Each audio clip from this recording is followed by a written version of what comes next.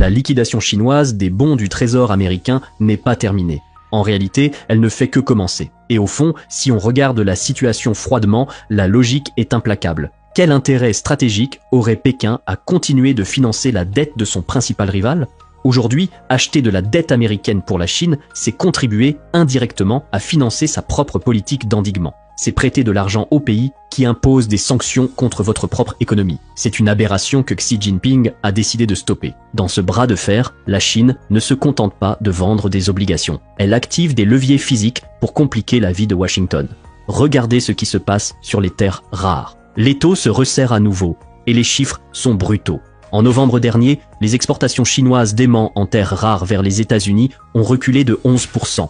Pékin n'a expédié que 580 tonnes contre 650 tonnes en octobre. Ce n'est pas une fluctuation statistique, c'est un message. Tout le monde sait à quel point l'industrie américaine dépend de ces matériaux, des fabricants de semi-conducteurs aux constructeurs automobiles jusqu'aux acteurs de la défense pour les systèmes de guidage des missiles. Le problème, c'est que derrière les poignées de main diplomatiques et les discours de façade sur la coopération, les lignes se durcissent. Les États-Unis sont engagés dans une course contre la montre. Ils essaient de rattraper 20 ans de retard industriel et minier en seulement 4 ans. C'est une urgence absolue. La dernière chose que Pékin veut faire, c'est payer la facture de ce décrochage américain. Surtout quand Washington met en place en parallèle des initiatives agressives comme la déclaration Pax Silica. L'objectif américain est clair, sécuriser des chaînes d'approvisionnement liées à l'IA et aux minerais critiques pour s'affranchir de la Chine. Sauf que la réalité économique est têtue.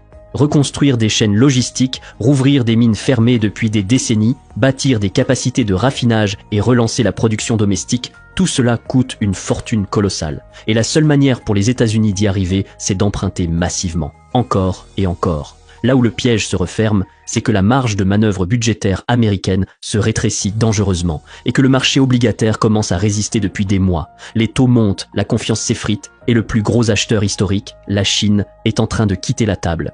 Regardez attentivement ce qui se passe sur les marchés financiers depuis septembre. C'est une anomalie qui devrait alerter n'importe quel observateur sérieux.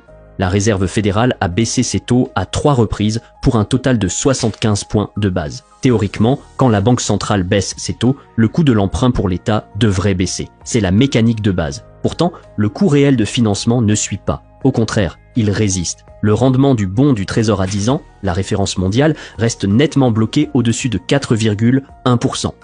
Pire encore, après la baisse des taux annoncés en décembre, les rendements ne sont pas descendus. Ils sont repartis à la hausse. C'est un signal clair, violent même. Quelque chose est en train de se fissurer dans la confiance des investisseurs.